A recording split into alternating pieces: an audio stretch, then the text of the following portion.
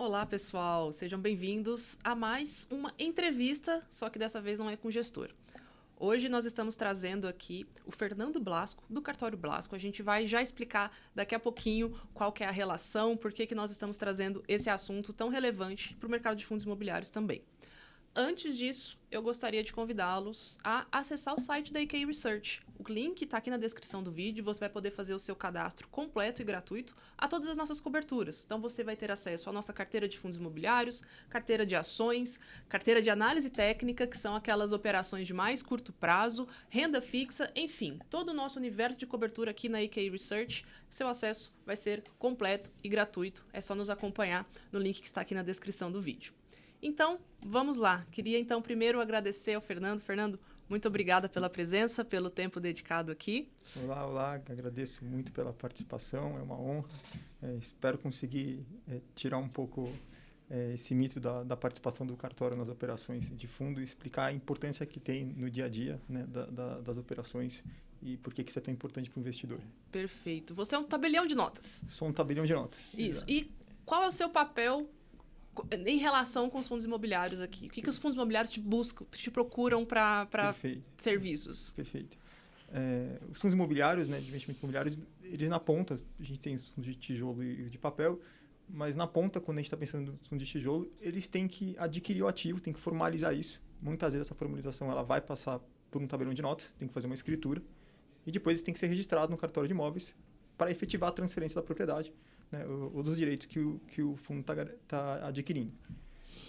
E também quando tem alguma garantia envolvida, alguma operação, né, de CRI, quando está falando de alguma operação estruturada, né, no viés de papel, também você vai acabar passando por cartório, que é quem vai registrar as garantias, e na execução, né, em caso de não ter algum pagamento, também o cartório acaba tendo uma importância muito grande, a gente vai falar um pouquinho disso. Então, o tabelião acaba estando na ponta, né, tanto da aquisição, quando tu está indo bem, quando eventualmente alguma coisa não vai tão bem. Entendi. Então, quando o fundo vai adquirir algum imóvel, ele precisa de vocês para escriturar, fazer toda a transferência. E se der algum problema, vocês também estão ali trabalhando na execução e todos os aspectos jurídicos ali dessas garantias, né? E a gente teve, no final do ano passado, o marco legal das garantias. O que isso mudou na operação de vocês? Perfeito. O marco legal de garantias ele trouxe alguns novos institutos para o direito brasileiro, que eles são muito importantes para acelerar a execução do crédito, né, em caso de algum inadimplêmento. E eu vou citar alguns exemplos e relacionar isso com o fundo. Tá? Primeiro, quando você vai adquirir um ativo, e até quando você olha agora no fundo imobiliário, existem algumas operações estruturadas que elas passavam pela contratação de alguma garantia. Então, o fundo, muitas vezes, você vai vender da securitizadora, ele vai comprar um ativo e precisa levantar o dinheiro, né, ele vai para adquirir esse ativo, está vindo de terceiros, do investidor. Muitas vezes você tem que fazer alguma garantia para viabilizar a operação. Teve até uma alteração recente na lei de fundos de investimento imobiliários, na 8668, que permitiu até que o fundo dê seus próprios ativos em garantia para as operações, a CVM até regulou isso. Mas o que importa aqui dizer é que na hora que você vai fazer a contratação, né, de uma operação, isso não só no fundo, mas em qualquer operação, existem alguns eventos de descumprimento que, quando aconteciam, você precisava ir para o juiz. Então, olha, se você prevê, por exemplo, uma aquisição do imóvel que fosse uma aquisição parcelada, você vai pagar o preço em 3 vezes. Se na segunda parcela não fosse pago e quem está vendendo não concordasse, quem está comprando não concordasse em desfazer o negócio, você tinha que ir no juiz e falar, juiz, aqui tem uma resolução do contrato e eu preciso que você ateste que tem que desfazer o negócio. Não se conseguia fazer isso extrajudicialmente. No máximo, você tinha uma garantia, então você tinha que ter contratado uma garantia, uma aliança fiduciária, uma hipoteca, e executar essa garantia. Então, aqui já abriu uma primeira alteração. O marco legal ele trouxe uma permissão para o tabelião certificar o cumprimento ou descumprimento de condições negociais. Então, isso acaba barateando muito e dando mais interesse para a operação, porque existem operações mais curtas, você não quer gastar com uma contratação de garantia, você pode simplesmente prever um evento de resolução que o próprio tabelião, verificando que aquilo aconteceu, ele atesta a resolução e isso cancela um registro de propriedade. Então, você acaba barateando e dando mais dinamismo. Isso não é nem extrajudicial. Isso é extrajudicial. Seria uma forma de mais rápida. Uma forma mais rápida que no juiz, né? Que obviamente nunca vai se afastar o judiciário, mas para algumas hipóteses bem regradas. E aqui já nasce uma importância muito grande em operações relacionadas a fundo, porque né, o fundo se pauta, acho que, né, dois princípios muito fortes, né, da regulação, que é transparência e informação. E quando você pensa nas estruturas que vão por escritura, como você está lidando com entes profissionais, é muito mais fácil você fazer operações em que já se prevêem todos os efeitos, né, todos os eventos de resolução que possam ser possíveis, e isso permite depois que o tabelião resolva uma operação ou ateste o cumprimento de algum evento. E aí a gente podia aqui passar horas dando exemplos de como isso pode se aplicar na prática. Aí isso pode se aplicar em hipótese até de contratos de locação, quando você tem um inquilino locando imóvel do fundo, que para testar alguns eventos antes tinha que ir para o juiz, e agora você consegue ir direto para o tabelião. Então, isso dá muito mais velocidade e muito mais previsibilidade do que vai acontecer. Porque quando você está num evento de cartório, o cartório não é um juiz que vai ficar debatendo. Né? O cartório ou segue um rito que as partes previram, ou tem alguma regulação, e é aquele rito ou nenhum, ou não faz nada. Enquanto que você vai para o juiz, às vezes é uma loteria, porque cada parte vai pedir uma coisa, o juiz ainda pode julgar uma terceira, né? Entender que, olha, você está um pouquinho certo aqui, você está um pouquinho certo aqui, e não atende a ninguém. Então, quando você vai isso para o ambiente, né, do fundo de investimento e congêneres, você dá uma previsibilidade muito grande no que vai acontecer. E isso, assim, né, até comparando os modelos você não tem só o fundo de investimento com um modelo, né, de investimentos no mercado imobiliário, mas o fundo é um dos modelos mais bonitos porque, devido a toda a regulação que ele tem, ele acaba sendo muito forte nas estruturas. Então, você não vai ter uma estruturação de fundo que não seguir um rito legal, rígido, que sabe que vai ser exequível. O que fora do fundo pode acontecer porque você acaba não tendo, né, o peso regulatório.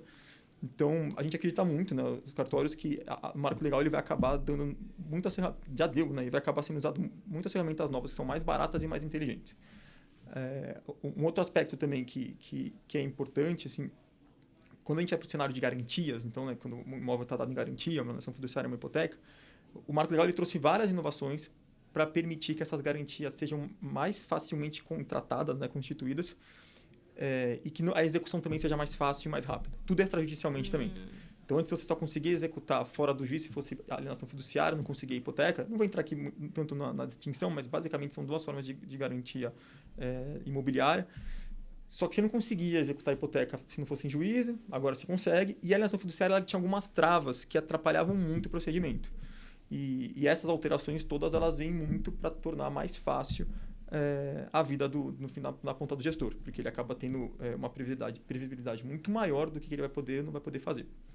A própria alienação fiduciária já trouxe um aspecto muito importante, né, para os fundos imobiliários nesse sentido, já facilitou muita coisa. Agora já temos também uma via mais rápida de execução nesse sentido, né? A alienação fiduciária ela já podia ser executada extrajudicialmente, mas ela tinha algumas etapas do procedimento que eram muito amarradinhas. Então, dá um exemplo muito simples, mas tinha uma previsão de que se você executa a alienação fiduciária, se você leva isso à arrematação, o credor tem que dar quitação necessariamente para o devedor. E às vezes o imóvel não paga a dívida.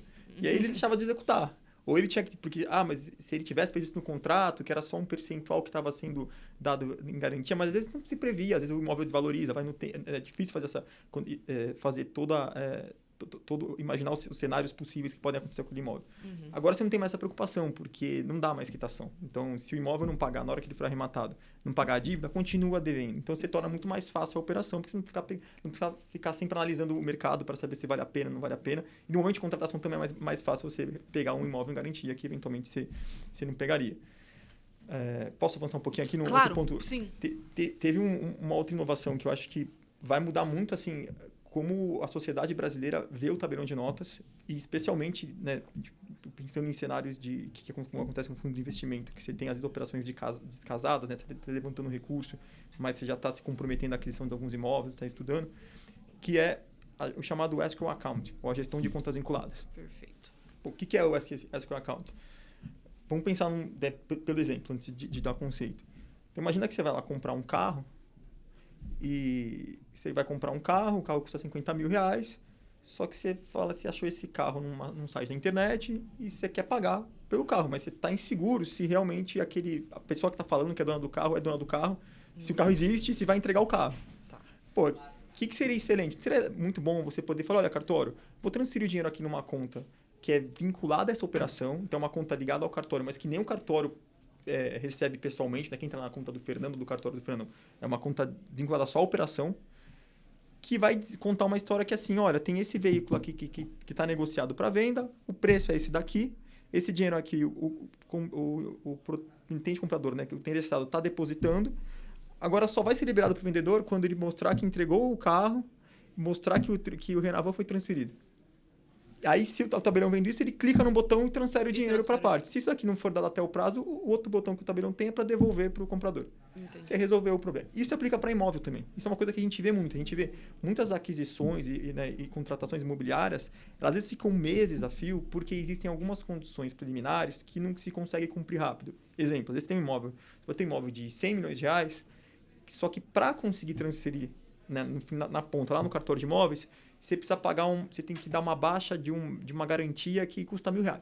Ou você tem que, negocialmente, você tem que pagar um IPTU que custa R$5.000. Ou você tem que acabar uma due diligence que vai demorar um mês. Mas em valores, são valores que as partes estão confortáveis em ir lidando com esses valores. Só que fica naquela história, olha, eu, vendedor, não vou me comprometer a perder, né, a deixar de ter a possibilidade de negociar esse ativo, se eu não tiver certeza que você tem o recurso e que eu só tenho que cumprir minhas obrigações menores. E a contraparte fala assim, não, mas eu não vou pegar aqui e pagar meus 100 milhões de reais se você não consegue pagar os 100 mil que você está devendo. Entendi. E aí vira uma briga de quem faz primeiro, quem paga primeiro, e agora você pode fazer o quê? Não, você faz o seguinte, vamos cadastrar essa operação no MySQL Account, você transfere o preço integral, o que for convencionado, você cadastra todos os eventos, né, que são eventos que as partes entendem necessários para a entrega do preço final. Então pode ser, olha, para pagar um imposto, para pagar uma despesa condominial, para resolver uma pendência trabalhista. Pô, você cadastra essas operações, o próprio tabelião vai liberando dinheiro para cada... Ó, agora esse dinheiro daqui vai pagar a prefeitura, esse dinheiro daqui vai pagar... O próprio tabelião libera esse dinheiro. Ele consegue fazer o direcionamento específico para um... E aí você tira a insegurança de falar, mas se eu antecipar recurso, quem garante que o vendedor vai pagar? Ou quem garante que a pessoa a quem ele está pagando realmente é o credor? Perfeito. O tabelião. Então, o tabelião vai garantir que esse recurso ele realmente é devido naquela operação e que quem está recebendo é quem tem que receber. Quando você faz isso, você acaba, às vezes, a gente acredita muito que vai conseguir trazer operações, às vezes, que ficam meses, anos para se concluir, você vai conseguir dar efeito de imediato, as pessoas, né, disponibilizar a quantia, e aí o tabelião que vai orquestrando as transferências desses recursos. Entendi. E só para eu entender, aí você, no caso, a parte vendedora que te remuneraria com percentual daquela transação? Vai ter uma taxa que a gente até foi muito pesquisado até para ser muito menor do que hoje. Porque existe o escrow hoje. Só que o escrow ele é uma operação que demora, em geral, muito e é muito cara para ser feita. Então, só é feita para grandes negócios ou negócios que às vezes vão demorar muito no tempo ou tem alguma questão cambial, etc.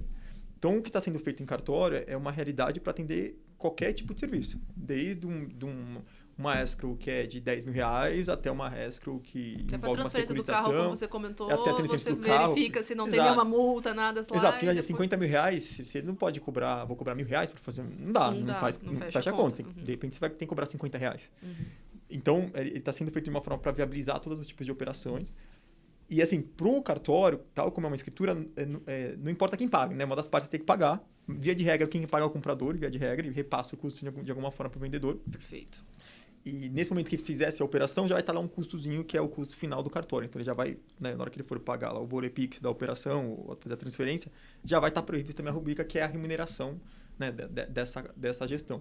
Mas que é uma gestão que ela já está, né, ela está sendo desenhada, mas ela tem tudo para ser muito bonita, porque ela não é uma coisa que o cartório vai ficar cobrando taxas periódicas ou algo do tipo. Então, é uma coisa realmente, vou gastar isso aqui, vou ter previsão. Que é uma coisa que casa muito, né, com a finalidade dessas operações estruturadas. Que assim, eu quero ter transparência, eu quero ter informação, eu não quero ser pego de surpresa. Exato.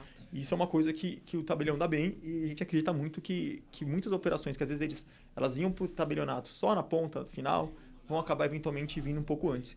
E isso vai poder acelerar muito o negócio. Assim, né? Então, é mais uma das coisinhas que foram feitas, né, das várias reformas voltadas ao mercado, e o Marco de Garantia Zero é uma reforma legislativa que foi voltada ao mercado, que são várias micro-reformas, micro-alterações que vão trazendo benefícios na ponta, no dia a dia, para operações que em concreto ficavam enroscadas e agora você consegue desatar o nó. Entendi. A pergunta foi até justamente para a gente ter, assim, é um player neutro ali, né? Exatamente. Que ele não é, você não é contratado advogado de ninguém. Não, exatamente. Porque hoje, se alguém for fazer escrow, alguma parte vai trazer o banco e tal, e o próprio banco, que é quem faz escrow hoje, ele não é alguém que quer apitar, não é, né? O banco quer o dinheiro, ele não quer ter que tomar decisão. Claro. Porque se tomar decisão errada, ele não é alguém do Estado que toma uma decisão embasada num regramento legal.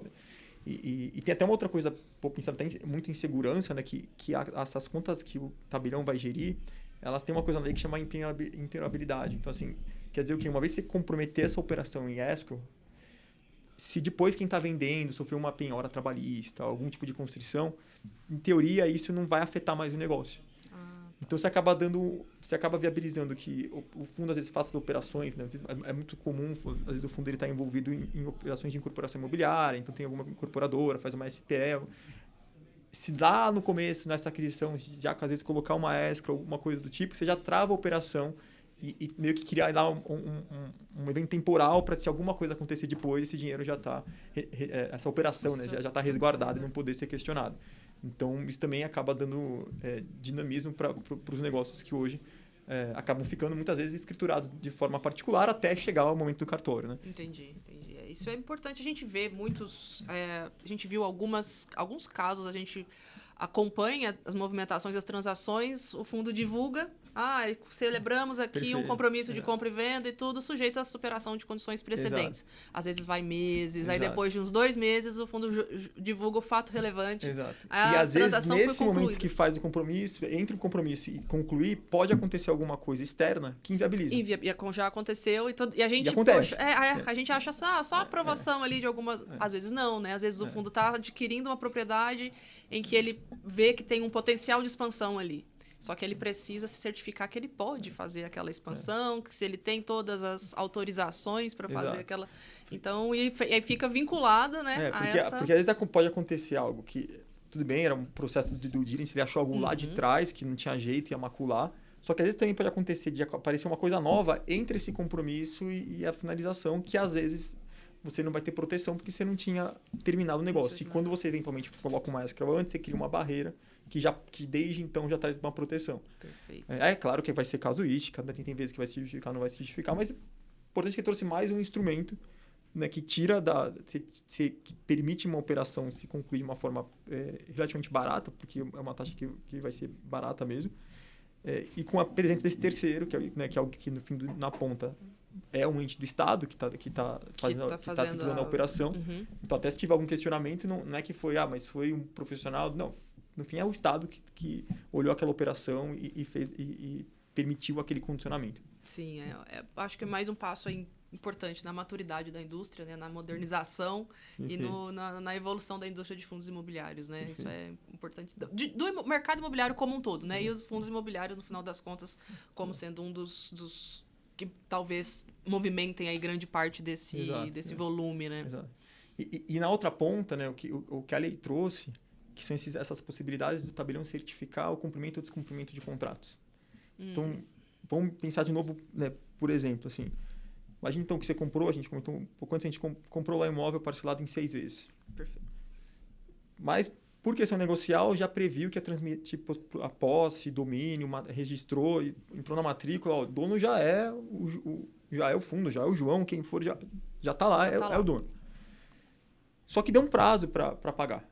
Antes, a gente não está falando aqui de garantia, está falando só de uma parcela de preço. Antes, se não tivesse pagamento desse preço, você tinha que entrar em juízo para cancelar. Agora você pode ir no cartório.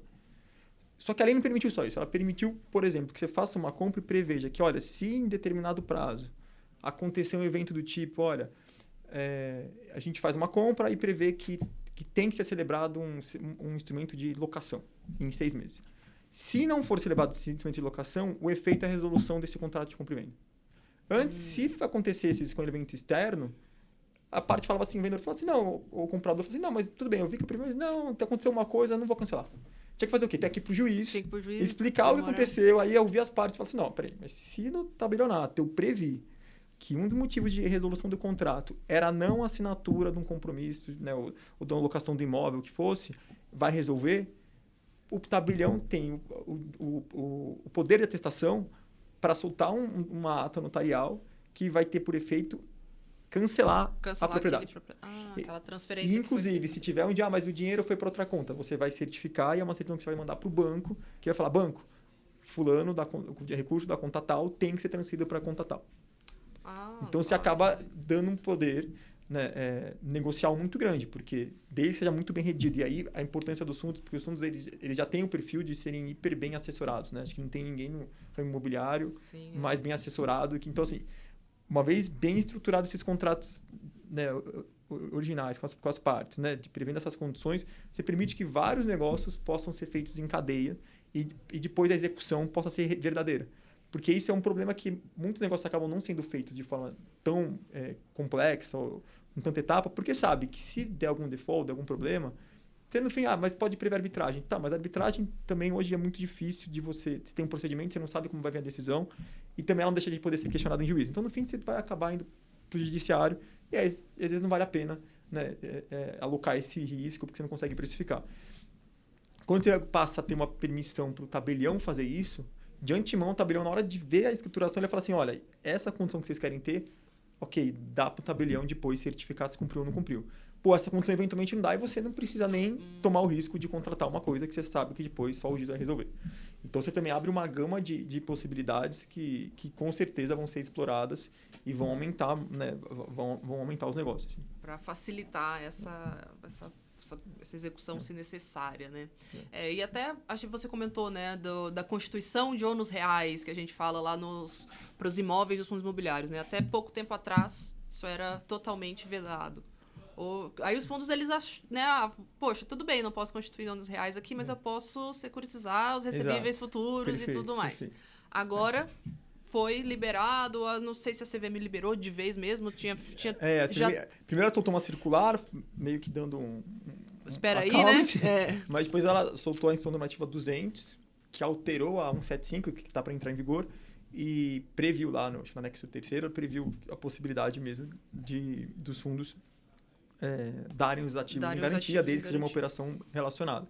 Então, isso vai acabar também facilitando, né, deixando mais direto algumas operações que acabava tendo que triangular muito. Então, evidentemente, isso vai acabar diminuindo o custo, porque você tinha que fazer mais instrumentos para chegar onde você queria. Quando você tira esses instrumentos, o assessoramento é mais rápido, a formalização é mais rápida. Para as partes, porque às vezes uma coisa é o fundo que faz isso profissionalmente todo dia. Outra é o vendedor na ponta, que às vezes nunca lidou com uma operação, não sabe o que é uma securitização, não sabe o que é um CRI, não sabe o que é um fundo, e aí você tinha que explicar muito mais coisa para esse vendedor. Agora não, você fala assim, ó, vai lá no cartório, faz uma compra e venda.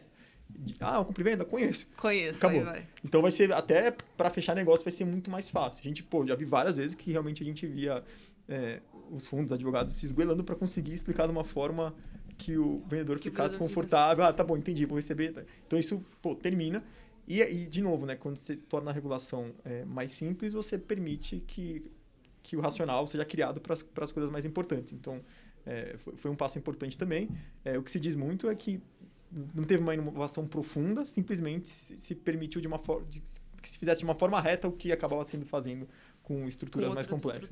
A gente tem visto até alguns fundos imobiliários, porque eles não tinham essa possibilidade na lei e no regulamento do fundo também não permitia, né? Então, agora eles estão tendo que chamar a Assembleia para reformular regulamento, para possibilitar, né? Não que vá fazer, mas possibilitar. E a gente viu aí em janelas de emissão que você não tem janela de emissão, você não consegue captar e você tem uma boa oportunidade no mercado. Então, você abre também uma possibilidade de conseguir uma antecipação, né? Desse capital ali.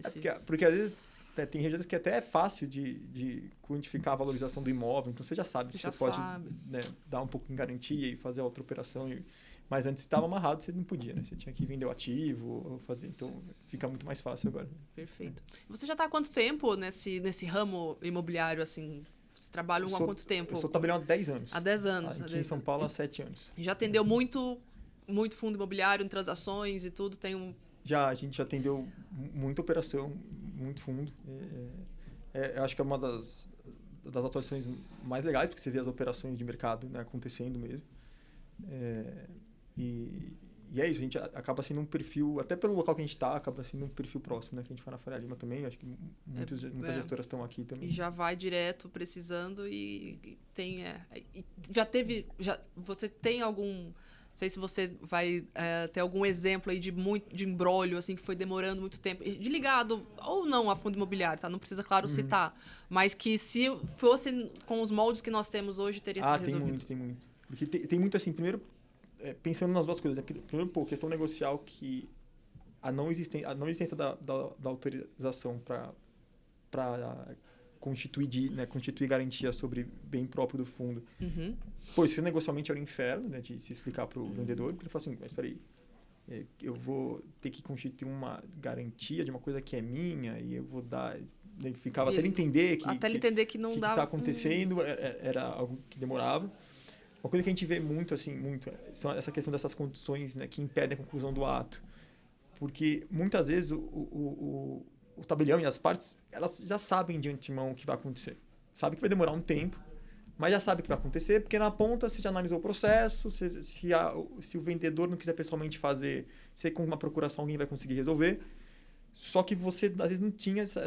Como você não tem maestro, no nosso exemplo, que permitisse essa alocação do recurso, simplesmente o vendedor não vai aceitar. Porque eu já vi várias vezes assim, acho que pelo menos umas 4 vezes que eu me lembro, não sem citar nomes, assim, mas de se mostrar extrato da conta, falar, não, mas o dinheiro está aqui, o dinheiro existe, só que a gente não pode aperfeiçoar, porque você primeiro precisa assinar um compromisso anterior, alguma coisa. E a parte fala, não, mas eu quero escriturar de uma vez, eu quero receber, não posso receber. Assim, questões são triviais, mas que negocialmente não se resolviam porque faltava um instrumento. E isso acontecia muito, assim, muito. E até quando a gente vai para o cenário de garantias, muitas vezes, muita operação ela era feita só com alienação fiduciária. Porque existem 2 motivos, né, entrando na alienação fiduciária. A execução, que era muito mais fácil, e porque a alienação fiduciária ela tem uma preferência. Então, se entrar o garantidor, o devedor, que deu o imóvel em garantia, se depois ele entrasse em falência, se tivesse algum débito trabalhista, o imóvel que está com garantia fiduciária, ele não responde por isso. Enquanto que na hipoteca responde. Mas quando a gente vai no fundo, o fundo não pode falir, né? Ele tem personalidade jurídica, tem previsão em lei distinta, então não tinha esse problema tão grande. Mas a hipoteca não tinha execução extrajudicial. O que acontecia? A alienação fiduciária ela é muito mais amarrada para você fazer outros negócios, enquanto a hipoteca não é, ela acaba sendo mais barata.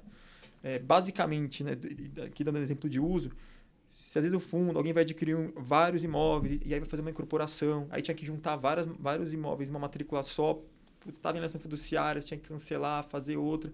Quando você vai para a hipoteca, essas amarrações são mais fáceis também. Então, deixa mais barato. Então, é muito mais fácil você explicar para um vendedor que está comprando um imóvel, só quero esse imóvel, você não precisa cancelar ou refazer nenhuma garantia. Se eu vou revender o imóvel depois, né, as unidades futuras no empreendimento, vender para o consumidor final também é muito mais fácil quando você está no cenário de hipoteca. Então, acabam que são pequenas coisas que facilitam muito o entendimento do negócio, né? Pelo não profissional. Pelo profissional, eles são especialistas em entender o incompreensível, mas na ponta sempre vai ter alguém que não é profissional, né? Ou um vendedor, ou quem está, às vezes, um locatário, né? Ou saindo do fundo, mas quem está comprando um imóvel numa incorporação. Então, isso acaba sendo muito importante. E quando a gente olha as estruturações dos fundos, né, você acaba vendo que, assim, o fundo não é focado só em tijolo, ou às vezes só na operação. Ele traz essas operações com as incorporadoras, e as incorporadoras são as empresas que mais vão se valer desses benefícios. Porque quando você vai olhar as estruturas de incorporação... são bem mais complexas. São complexas, assim, e aí lida com o consumidor, então se não tiver algumas cláusulas bem amarradinhas, depois vai questionar vai questionar a atualização do valor, se tiver rescisão, vai ter que, para fazer distrato, tem que devolver valor, e aí muitas vezes vai questionar o valor que está devolvido.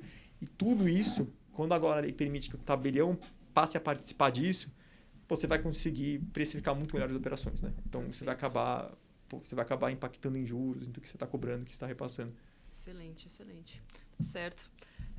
Gente, eu acho que vocês já conseguiram entender o quão importante é o papel e o quão é mais fácil, né? A gente, investindo através dos fundos imobiliários, ter toda essa segurança jurídica, ter toda essa assessoria, no final das contas, em que toda essa burocracia é lidada ali diretamente entre as partes e agora facilitada com alguns avanços importantes que têm sido feitos, né, Fernando? Perfeito, exatamente. Então, tem alguma consideração final? Queria... agradecer, acho que agradecer o canal da IQI, agradecer você por me ouvir um pouquinho. E, assim, eu acho que, pessoalmente, eu também sou invisto em fundos, eu acredito muito na estrutura. Eu acho que ela é muito inteligente, muito transparente. Né? Transparente, né? Você não fica... Né? Às vezes você vai fazer coisas pessoalmente e são difíceis de entender e de gerir.